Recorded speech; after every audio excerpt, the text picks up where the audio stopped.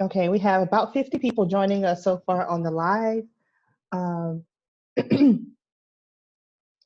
so we're ready to get started. It's 12:05. I think that's given us enough time to get started. So I want to say welcome to everybody. We are very excited to start this series. This will be a three-part series in partnership with the Museum of Durham History, and Preservation Durham. So both organizations had events planned in March with John Shelp, our local street historian. But of course they got canceled because your health is important to us. It's more important that we preserve the health of the people in the community. So we decided to create a virtual event so that we can still have our presentation and provide and bring Durham history to you while you're at home and being safe. So again, I want to welcome you all. My name is April Johnson. I'm the Executive Director of Preservation Durham, and we have Patrick Mucklow. He is the Executive Director of Museum of Durham History, and we also have Street Historian John Shelp, and he will be creating a presentation. He will be presenting his presentation to us today. This is a live Q&A, so please feel free to, if you have questions, message us in the comments on Facebook, and we will get those questions to you during the presentation. Remember that we have 3 live events on today, of course, February 9th and February the 16th. I'm sorry, I said February. I'm still in February. April 2nd, 9th, and 16th. So join us at noon, at lunchtime, and we will continue this conversation and hopefully entertain and educate at the same time. So Patrick, do you have any words? Would you like to introduce? Yeah, definitely. Thanks, April. My name is Patrick Mucklow. I'm Executive Director of the Museum of Durham History. I want to echo what April said and say we're really excited to be doing this. And personally, I'm excited to work with Preservation Durham and John Shelp, old friends of ours. And so in times like this, I think it's really great to be able to collaborate with these folks. This is a critical time in our world's overall health, as April mentioned. And locally, we want to do our part to serve to the best of our ability, and we want to continue to serve the community. And once we're on the other side of this pandemic, the education and cultural organizations need your support, and it ensures that we will be here, like Museum of Durham History and Preservation Durham will be here through this pandemic and after this pandemic, so that we can continue to serve. So we would love for you to be able to donate to the organizations, either through a give button on one of our websites or through Facebook. We'll be accepting donations. And with that, I will turn it back over to John to get this presentation going. Thank you. Thank you, Patrick. Thank you, April. And kudos and gratitude to both Preservation Durham and the museum for joining forces and pulling this off while so many of us are staying at home. So we're going to begin our journey on Old NC-10, Old Highway 10. This postcard shows the highway on the Tennessee-North Carolina border. Why are we starting here when we're going to be talking about Durham for the next 3 weeks? Because Old NC-10 is the backbone of Durham history. It's the top of the ridge. Most of the postcards we're going to be looking at over the coming weeks are at or near the ridge that separates the Cape Fear from the Neuse, the ridge where the railroad tracks go. Old NC-10, in a nutshell, is Main Street. That's the first highway that went across the state, Hillsborough Road, Main Street, and on to Raleigh. So buckle your seatbelts, let's get started. Next, please. This is Bennett Farm. In fact, that road you see in the front of the postcard, that is the old Hillsborough Road. That is NC-10. So tobacco history starts here because this was the largest troop surrender of the Civil War, and afterwards all these Yankee soldiers were around town and they emptied the warehouses down by the railroad tracks by Durham Station, went home and immediately started ordering more tobacco from Durham Station. And that's how the business started to grow in this town, to go from a railroad stop to a major industrial city. So at Bennett Farm is a unity monument, and it's 2 columns. One is made of stone from the north, and one is made of stone from the south. And when it was dedicated, the United Daughters of the Confederacy objected to it because they felt that it was a monument of defeat. All right, next, please. This is Duke Olmstead, and I love these postcards. I mean, these are all hand painted.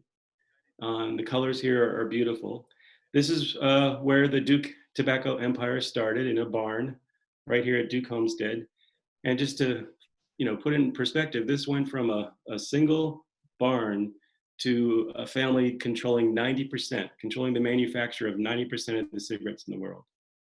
Factories here in Durham, factories in Reidsville, North Carolina, Richmond, and other locations started right here at Duke Olmstead.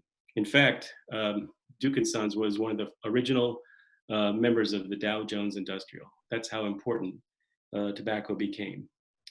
All right, next. This is the Washington Duke building at Trinity College. And let me quickly say all that writing on there.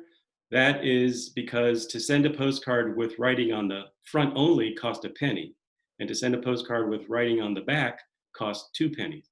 And so a lot of people wrote their notes on the front of the postcard to save money. This is the Washington Duke building on East Campus. It was built in 1892, and a crack in the bell tower caused the delay of Trinity College to come to West Durham. It was a big deal because Trinity College almost went to Raleigh. They were being recruited like you would recruit Amazon today. They almost went to Pullen Park, but we pulled in at the last minute land and money, and they changed their mind and came here. And it was important to Trinity College because Trinity College was struggling. They were facing bankruptcy. They were 5 miles from the nearest telephone poles. They were out in the country, and the college was struggling. They needed to find a better place to grow and get bigger as a university. So they finally came here to West Durham. So next.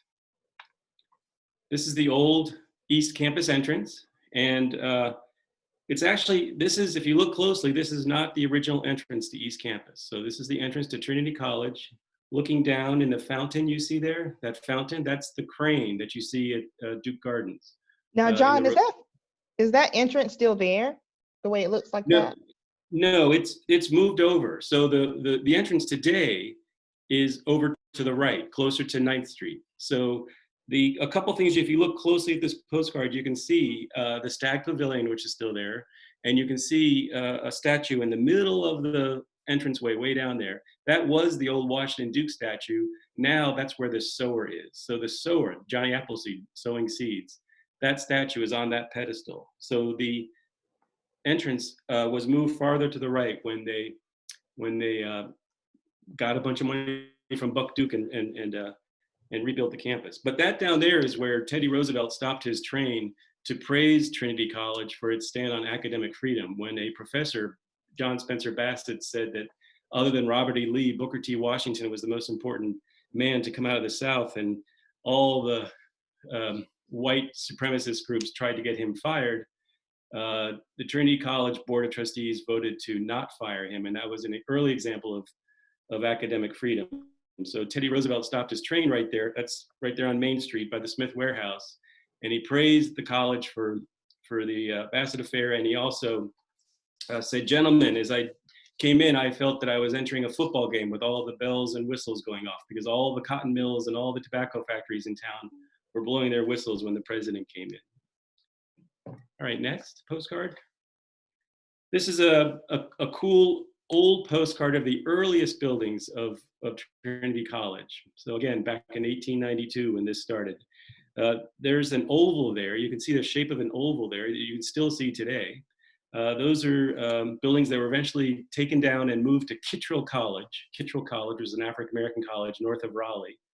But what I really want you all to look at here is in the back of the postcard, you'll see some vertical posts and a grandstand. It's a small grandstand. That's about in front of Baldwin Auditorium today. So Baldwin Auditorium today, you see a grandstand way back there made of wood.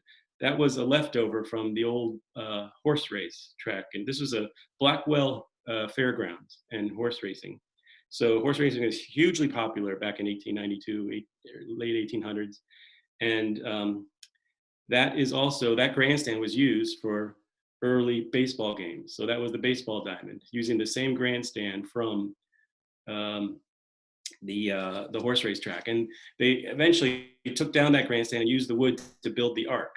And the Arc is one of the oldest buildings on East Campus.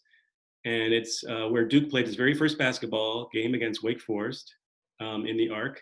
It then for many years became a dance studio. And that, when she was a student with the American Dance Festival, is where Madonna took dance lessons. All right, next slide. This is the Durham Bulls. They played their very first game ever against Trinity College in 1913 in front of that grandstand on East Campus. People talk about 1902. Those were the tobacconists. Those are the Durham tobacconists. They played in the ballpark over in East Durham on Driver Street. Durham Bulls, first game, East Campus. And you see the Bull Durham in the back there. The Duke family really pushed advertising. They were one of the first families to really push advertising, and billboards everywhere. I mean, you can buy postcards from all over the country that still emphasize Bull Durham on the postcards. But even at Yankee Stadium, there was a billboard. And right there in the corner, there was a fence by the billboard, and that's where the pitchers warmed up. And that's where the term bullpen comes from. All right, so next. This is a cool postcard because it shows the old and the new. It shows you where the old buildings and the new buildings were next to each other. So on the right, you see ACOC. Well, it was ACOC until a couple of years ago. They took that name away because ACOC was a white supremacist. But there you see ACOC on the right, which is still standing. And then in the back, you see the buildings that were moved off of East Campus to Kittrell College, north of Raleigh. All right, next. Getting a little feedback, April. Okay. Okay, so this is a postcard that shows what didn't happen. This tower was never built. So some of the best laid plans. But another example of that is Washington Duke, who was about to put up a statue dedicated to enslaved women who supported white families during the Civil War. And he was gonna put it right over there near, kind of in the front of campus. And Aaron Moore and John Merrick, leaders in the African-American community, approached Washington Duke and beseeched him not to put up that statue and instead to use the money to build Lincoln Hospital. And Washington Duke agreed to that. All right, next. All right, here we go. Julian Shakespeare Carr. Julian Shakespeare Carr is the most important person in the early history of Duke University. No one is more important than Julian Shakespeare Carr. Even when Trinity College was back in Randolph County and they were facing bank loans that were due, Julian Shakespeare Carr signed the bank notes guaranteeing the loans be paid off so the banks didn't call in their debts. He saved them from bankruptcy. This is all William Boyd's book about the history of Trinity College, a Duke historian writing this. Carr was a member of the KKK. He was a white supremacist. He donated money to white supremacist groups, including those groups that were behind the coup d'etat in Wilmington. And at the same time, he would donate money to Black colleges. So it was complicated. But in donating money, I went to a lecture in the old Carr building at Duke about Carr. He was complicated in that he would donate money to Black colleges, but he would then get himself invited to give the keynote address at the graduations and tell all the graduating students in the graduation ceremonies that the slaves were happy when they worked on the plantation. So that's Julian Shakespeare Carr. His house today is basically in the backyard of what's now the new Durham Police Station on East Main. That's where his house was, Somerset. All right, next building, next postcard. This is the Carr building. on campus until just a few months ago. This was the Carr building. And this is part of the quad that was the first use of the money from Buck Duke's big donations of 1924, $24 million. So this is the Carr building, and I just want to show you the postcard that this image is taken from. All these postcards, by the way, are being donated to the North Carolina collection at the Durham County Library. But I just want to read you this one postcard because I love it. It's a young student, September 1934, and she's writing her parents. So she's just arrived on campus. I can, of course, read this without glasses, but I'm just putting on the reading glasses to make it look dramatic. Dearest mother and daddy. First of all, I love that beginning. Dearest mother and daddy. I'm all unpacked. The room is fixed up. It looks so nice. I had a very nice trip down. My cold is well. I met a lot of people I knew on the train. I think Jean Maxwell is a little homesick. Not much, though. It's nice having a radio in the room. There's a good program on now.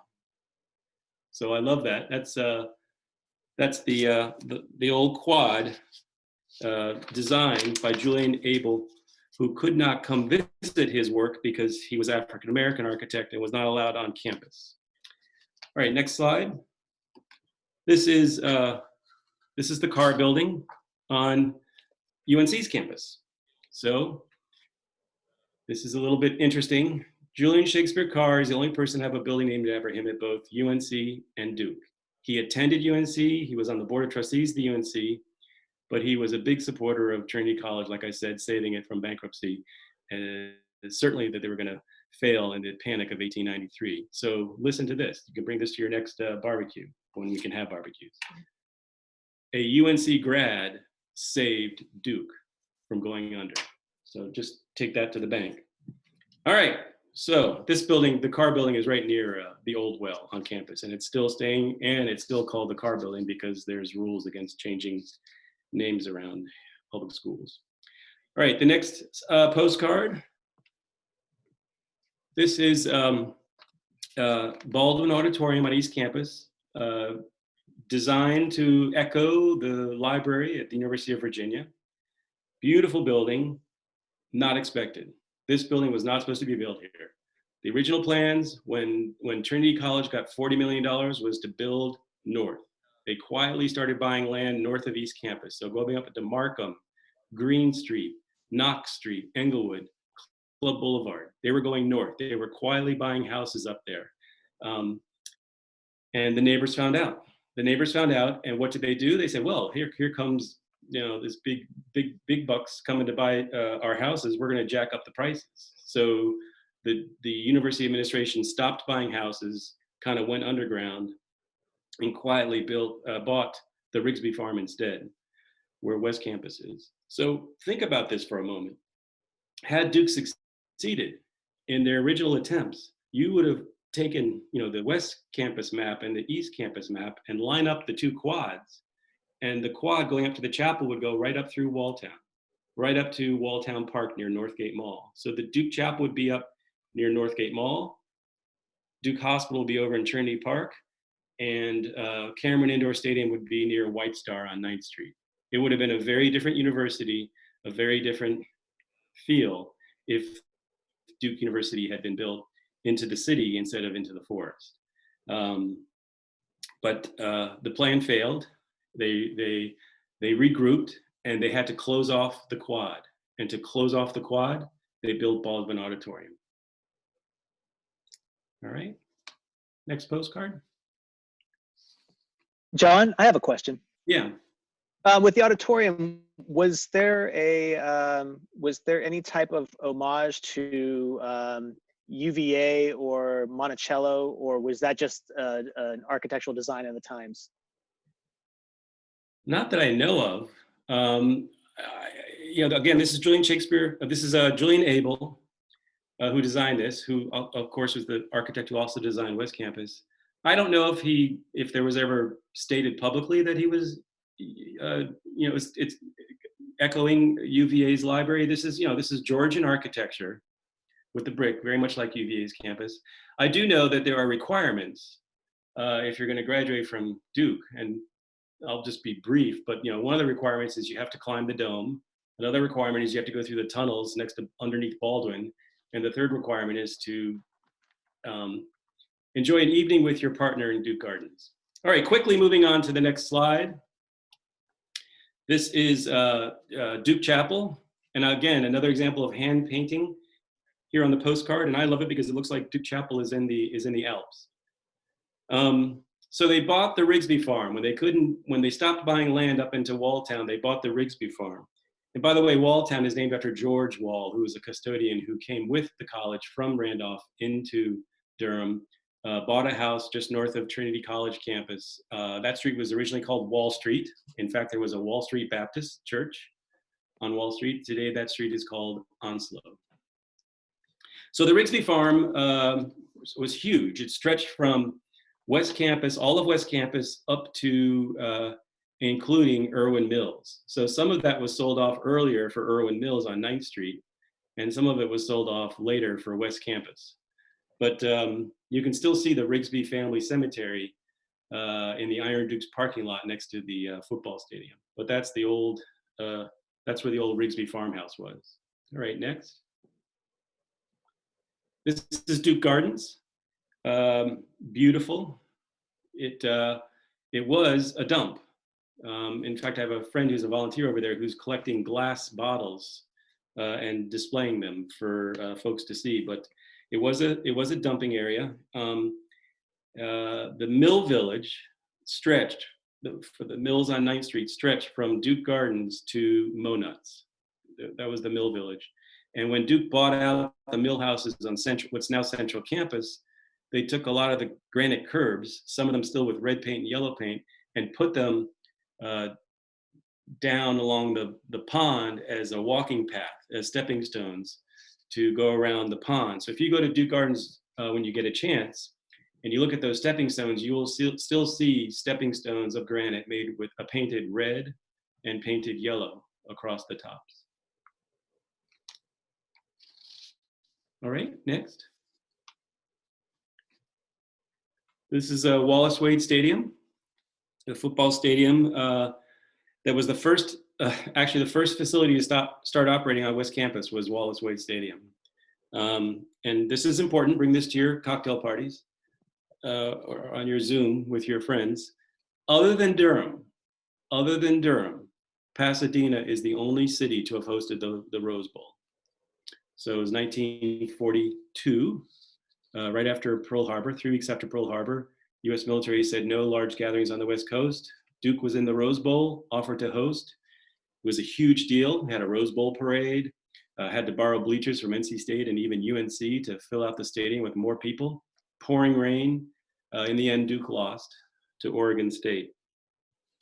And I did meet the grandson of Wallace Wade. He contacted me out of the blue to help him find his grandfather's headstone at Maplewood Cemetery, which, by the way, says nothing about being a coach, nothing about Duke. All it says is it's U.S. Army. That's all it says. He left coaching to go join the Army in World War II. But he told me that his grandfather had a bit of a temper, and his very first job interview was with the University of Kentucky as a young football coach. And he went and talked to the athletic director and the president of the university. And they said, thank you, young man. You can wait outside. We'll call you in when we've decided. He waited 1 hour. After 1 hour, he knocked on the door and walked into the president's office, president of Kentucky, and said, gentlemen, if you cannot make up your mind whether you want to hire me or not in an hour, I don't want to work for you. Number one. And number two, every time I play you in football, I'm going to beat you. And sure enough, every time Wallace Wade played Kentucky in football, whether with Duke or with Alabama, he beat Kentucky every single time. Okay, so next postcard. Any questions coming in? Let me know. Just interrupt with questions. This is kind of a famous building on West Campus. This is, of course, Cameron Indoor. But what many people may not know is that it was built with football dollars. Football dollars paid for Cameron Indoor because Wallace Wade was winning bowl games. They took the proceeds from those winnings and built Cameron Indoor. Now, basketball at Duke, going back to the Arc, where Duke played its very first game when campus stadium was in the old, what's now the dance hall on East Campus. Cap Card lived on Minerva across Buchanan. It's not Buchanan, it's Buchanan. He lived on Minerva across from Buchanan, about 5 doors down from Wallace Wade. So Wallace Wade and Cap Card, who brought basketball at Duke, lived about 5 doors apart. I went to a yard sale on Minerva, and for $1, I bought this Bible. And this is the Bible. So I don't know if Duke is still doing this, but every graduate from Duke gets a Bible on the day they graduate. And this one is, graduation Bible presented to Helen Card. Helen Card is the daughter of Cap Card. So I have, for $1, I collect artifacts. I have the Bible of the daughter of the father of Duke basketball. Put that in a museum somewhere. All right. Next slide. All right, John. Yeah. So the people in the chat said that there's still a slight delay. So for us, even though our delay is only about 2 seconds, it's still about a 10, I don't know how long, but they're saying that they're not catching up with you. So you may have to give a little pause. Okay, Laura, I could start talking about, I'll say what I'm talking about at least so people know what I'm talking about. Okay, it's showing now, so you can go ahead with this slide now. All right, and you can always ask me a question if a question comes up at that time. We'll have an opportunity for that too. Okay. All right, so this is Duke Hospital. This was built in the early 30s. A lot of the doctors that worked at Duke Hospital moved to Durham's new automobile suburbs. So like Hope Valley and Forest Hills. Keep in mind, your first generation from, the industrial families like the Dukes and the Irwins and the Carrs, they built their mansions near their factories. My theory, unproven, is that they wanted to, get electricity. But so you see these large mansions next to the factories near the railroad tracks. Their kids didn't want to live there. It was too noisy, it was dusty, the horses were scared. They wanted to move into neighborhoods like Trinity Park, nearby, but not in the shadow of the factories. Next generation, they moved out to streetcar suburbs, like the one that went out to Lakewood. More about trolleys later. And the next generation, they moved out to these automobile suburbs, like Hope Valley, like Forest Hills. So now we have this new Duke Hospital in the early 1930s. Those doctors are moving to Club Boulevard and to Forest Hills and Hope Valley, and away from closer neighborhoods like Club Boulevard. So what's under Duke Hospital? So I've talked to many mill workers in West Durham. Unfortunately, many of the mill workers generation, like the World War II generation, are passing on. But they told me that this was the old boneyard. You have your horses, you have your cows. What do you do when they die? You bury them in the boneyard. So that Duke Hospital was built on top of the boneyard. I think that was specifically told to me by Anthony Barini, who was about 92 at the time. But bring that to your next barbecue. Duke Hospital is built on top of the old boneyard. All right, so next postcard. This is the last I'm going to show of Duke before we move on. But I want to talk a little bit about Italian stonecutters. Okay, so, it's showing. Speaking of Italian stonecutters, are you going to talk about, I heard that there was an Italian family. I mean, the stonecutters were an old family here in Durham. You know their name? That's right. Marzocchi. So Giovanni Marzocchi was an Italian stonecutter who came to Durham from the Pennsylvania coal mines. A lot of the Italian stonecutters were working in coal mines in Pennsylvania. During the Depression, they came down to West Durham because they could get a job building Duke Chapel, Duke Hospital, and the rest of West Campus. So Giovanni Marzocchi his granddaughter contacted me out of the blue from Rome, and she's writing a book. She's writing a book about her family, and we ended up exchanging 300 emails, and I sent her a bunch of photographs. Her house, the Marzocchis lived on 6th Street. 6th Street is now Clarendon Street. They live near 6th and Club with a cluster of other Italian families over there on the edge of Walltown. And built the chapel, and after finished building the chapel, Irwin Mills hired Giovanni Marzocchi to work in the mills. Why? Because they wanted him on their baseball team. He was a good baseball player, and they hired him so they could have him on the Irwin Mills, actually it was called the Irwin Auditorium baseball team, because they were determined to beat their rivals from East Durham. And so Giovanni Marzocchi is kind of like a Joe DiMaggio of Durham, who stayed in Durham. And we actually have that chapter from that book is actually on the Old West Durham website, if you ever want to see it. Thankfully, translated by an Italian student from Duke. So, but a lot of stonecutters stayed in Durham, like Marzocchi. Others left to go work on other projects that involve, stone cutting and stone masonry, like the Blue Ridge Parkway and the National Cathedral in Washington, D.C. Right, so let's say goodbye to Duke and let's move on.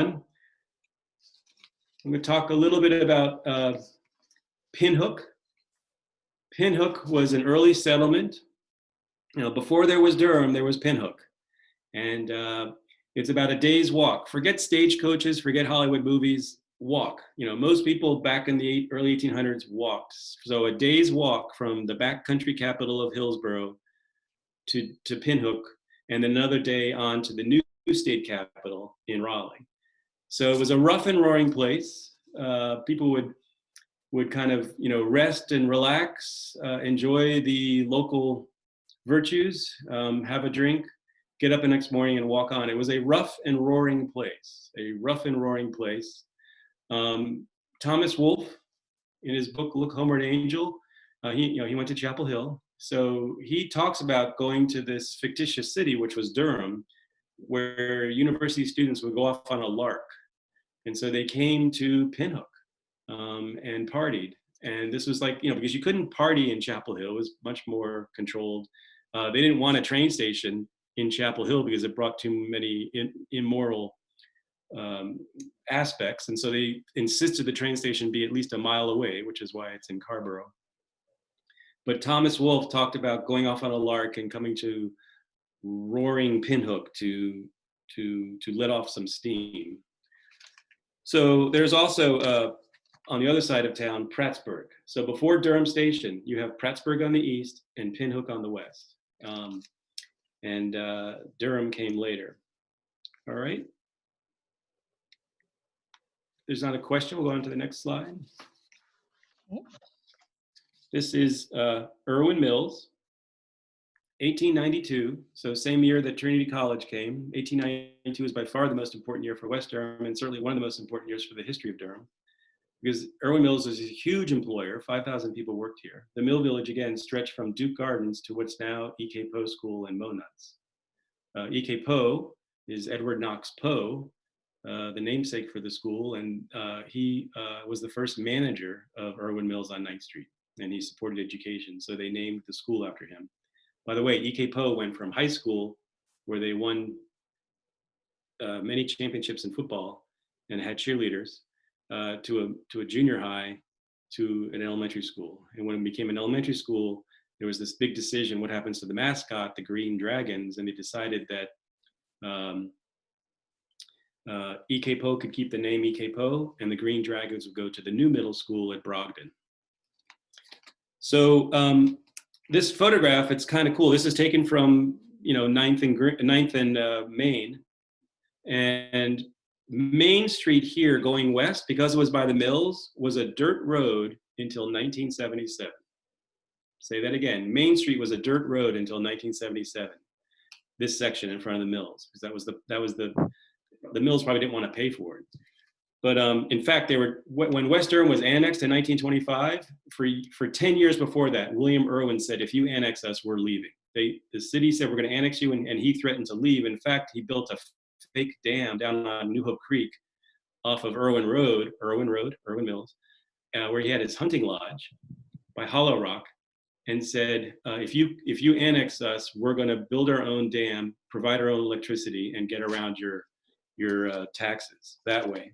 So that's why, because Main Street was dirt, that's why US 70 business and old NC 10 had these funky turns going through West Durham. NC 10 came in Hillsborough Road.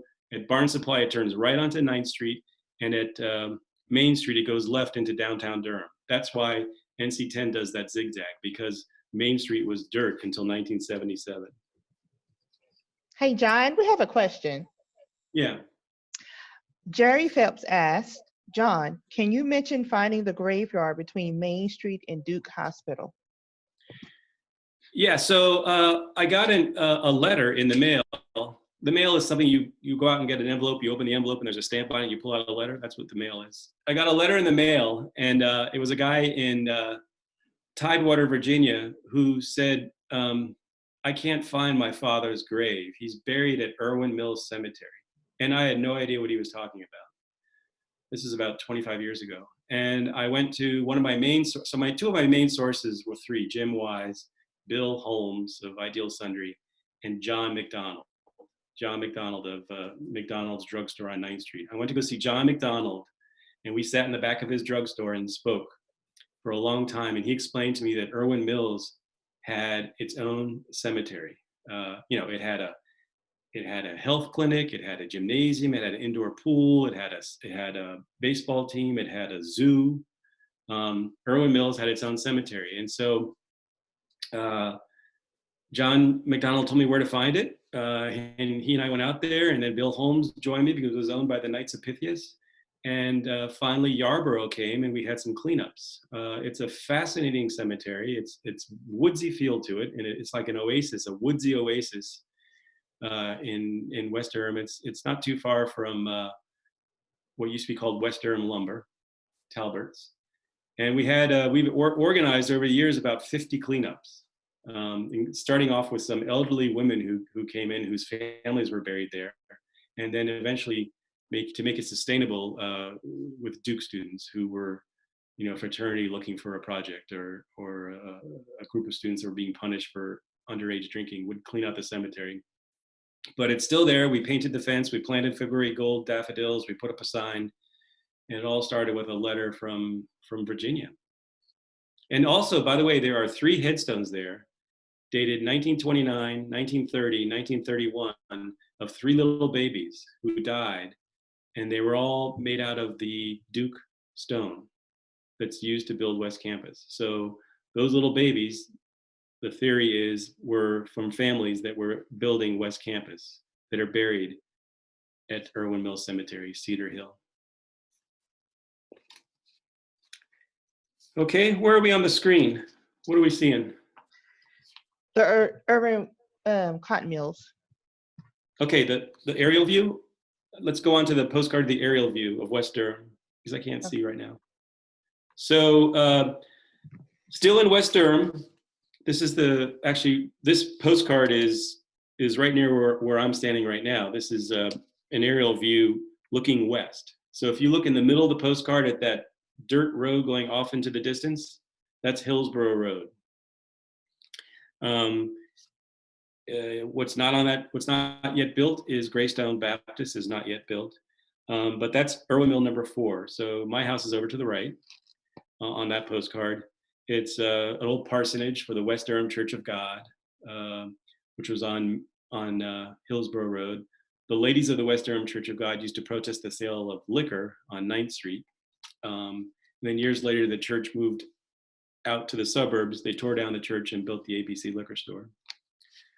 But today, looking at that postcard, you would see Harris Teeter and Station 9 Apartments in the middle of that postcard. But that's part of Irwin Mills. Pinhook would be over to the left. All right. So let's go on to the next postcard. There's not a question.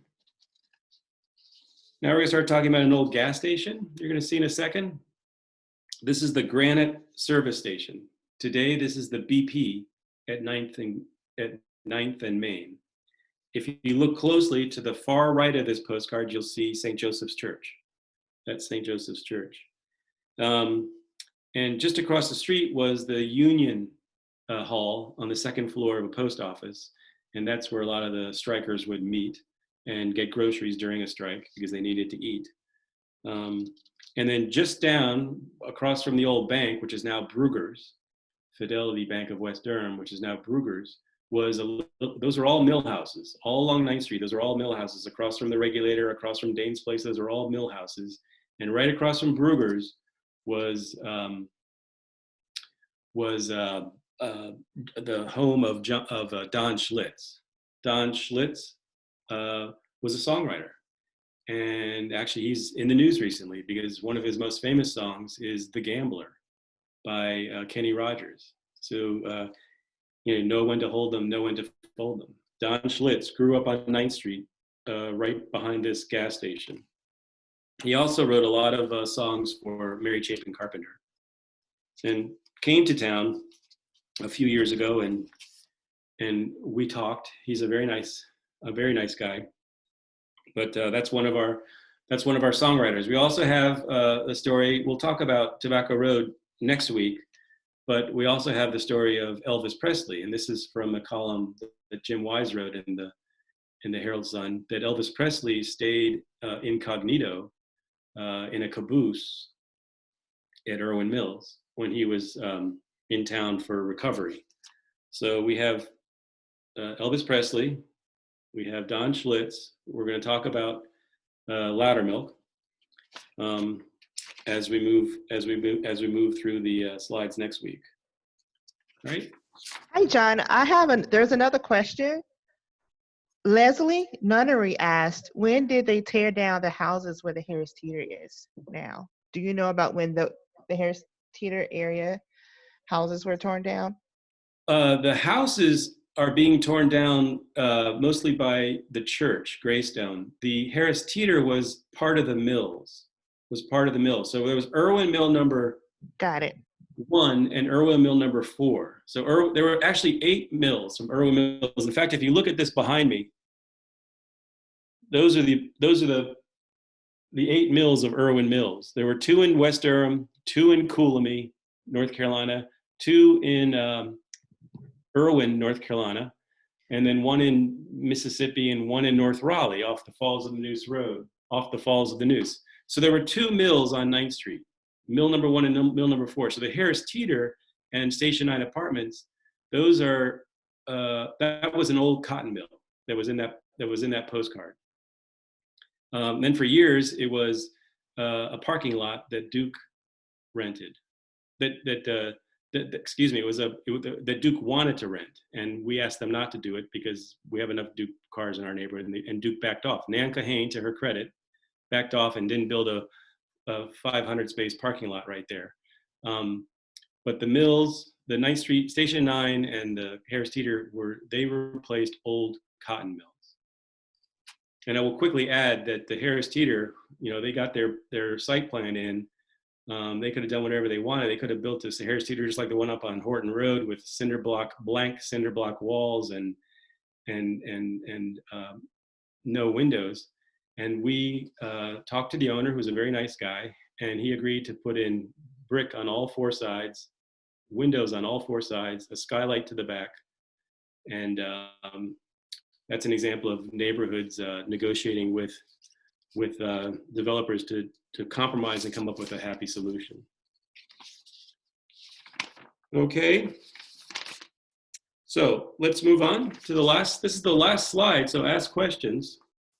But I do have a couple of things to say. We're gonna end this first week on a very, very small corner. This is a small corner store. It's still standing today. It was called Ralph's Produce. If you look real closely at the postcard and zoom in on it, the newspaper headline is about Jimmy Carter. This is probably around Halloween because there's lots of pumpkins there. So this is the corner of Broad and Markham across from East Campus. And this is, I'll end by talking about, this is the center of a microcosm of Durham history. So just to the east, you have the historically African-American blue-collar neighborhood of Walltown. Just to the west, you have the historically white, blue-collar neighborhood of West Durham, working in the cotton mills. Cotton mills, mostly West Durham. Many in Walltown were working mostly in the tobacco factories downtown. And then just to the north, you have this kind of middle-class band of teachers and shopkeepers who live along like Englewood, a little bit of Knox. And then go another block on Club Boulevard, you have the bigger houses where you have the doctors and the shop owners.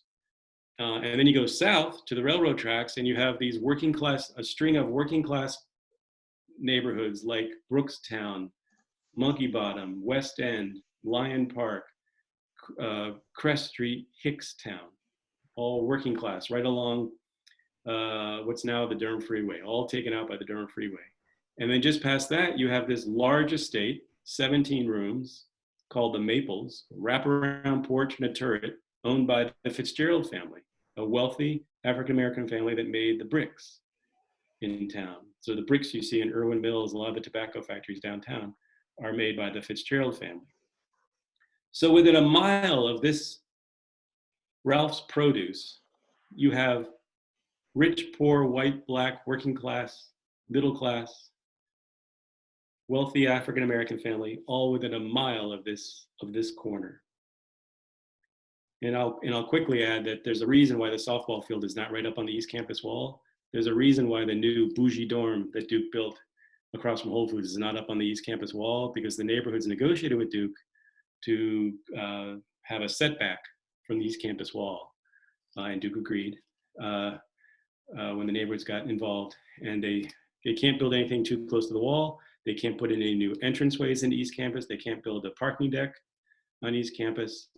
They agreed to a lot of things for East Campus rezoning. But that's where I'm gonna bring it to an end. We'll have some questions, if there are any. Yes, John. Yeah. Yes, Jerry Phelps almost wants a little teaser and wants to know if there will be talk about East Durham and the Crabtree Pharmacy in any of the future talks. Crabtree Pharmacy, which is really cool. It's gone, but they made great orangeades. Yes, Jerry, thank you for your question. I will talk about East Durham.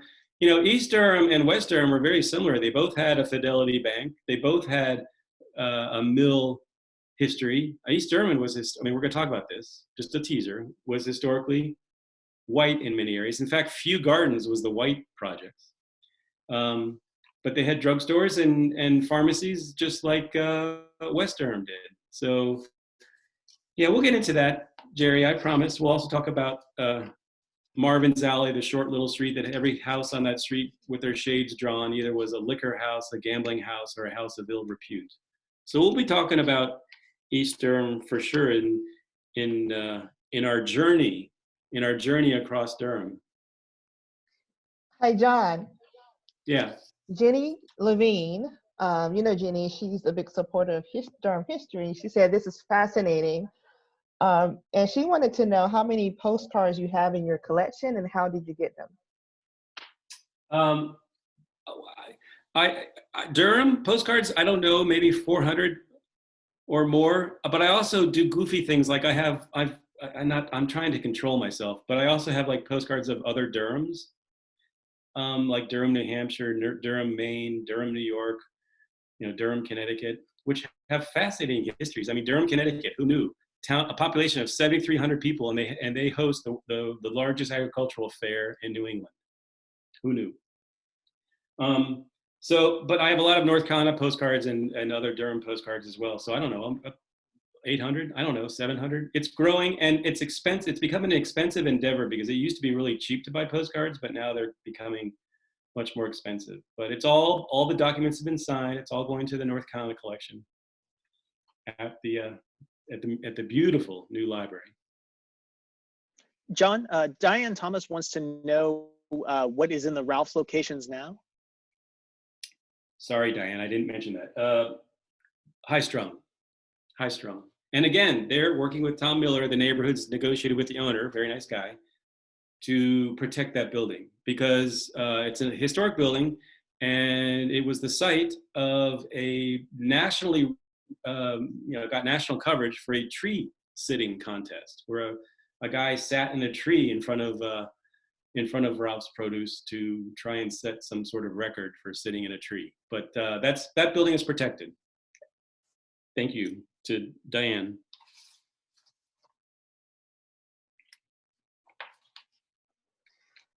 Christy wanted to know, John, how did you become so interested in vintage postcards? I grew up in Washington, D.C. I was kind of surrounded by history. I grew up in the city. I remember as a kid being in my backyard at night and the sky was dark, but it was on fire because Martin Luther King was assassinated that day. I used to, when I was a choir boy at the National Cathedral, I used to play in the tunnels under the cathedral. And, you kind of just grow up with history around you. I get this house and I find out that it's a parsonage for the West Durham Church of God. And all the stories are involved with this house. And it just kind of grew from the house to the mill village around here, to the mills on 9th Street, to Duke, and its amazing history, to Durham. So it kind of grew out. Postcards, yeah, they just, I collect postcards. I collect dishes. I have some Duke plates, spindles and spools from the cotton mills I collect. Nice, thank you, John. I don't know if I have any other questions now, but we had about 100 folks on the Museum of Durham History's live. And then we did the watch party version on Preservation Durham's Facebook page. So we had just under 150 people watching. So cool.